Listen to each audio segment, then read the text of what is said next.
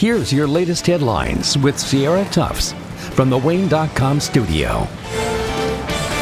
Good afternoon, and thank you for joining us. Here are your late afternoon headlines for Thursday, July 11th. Today in court, one of four people charged for shooting and killing a man a year ago changed his plea. Jesse Shears changed his plea to guilty to aggravated battery.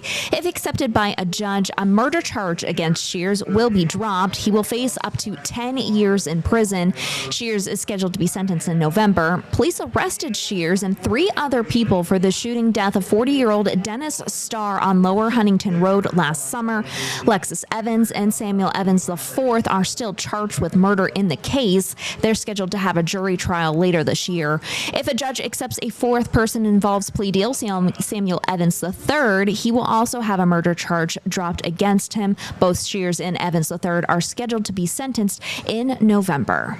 And you asked us, so we asked the city. Cones and barrels popped up around DuPont Road and Auburn Road yesterday afternoon. The city tells Wayne 15 this is part of a turn lane improvement project. The project is expected to last until September 1st. Coming up during First at 5, news at 6, and Nightcast at 11. There's a new plan to alleviate the population at the Allen County Jail. Hear what this new plan is. Plus, we sat down with the CEO of Vera Bradley to learn a little bit more about their rebranding that they announced today. So look for that later on tonight. And right now on Wayne.com, part of our 70-year celebration of Wayne 15, our Platinum Perspective outlines how Fort Wayne and New York City have a very interesting connection. And let's take a look at those weather headlines. We see those sunny skies. It is comfortable for the time being, but that humidity will be building.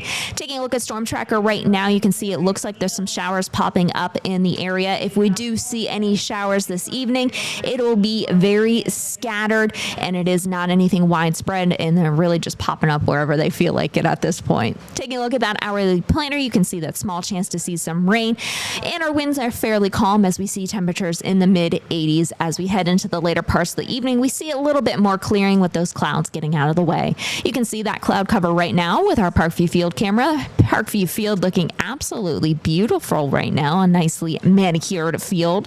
The Tin Cap's not in town tonight, but it looks like a great evening down at Parkview Field. Looking at that exclusive 10-day forecast, our humidity starts to build tomorrow, and that will continue through the weekend until we get to Monday, where we see high temperatures in the lower 90s.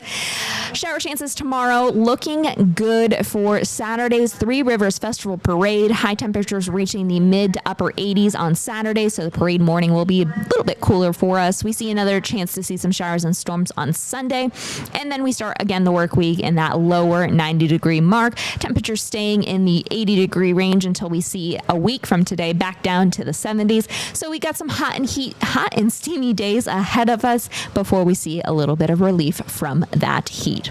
We will see you at First at 5, news at 6, and Nightcast at 11. In the meantime, we'll see you back here on the stream tomorrow morning at 8:30. Have a good evening.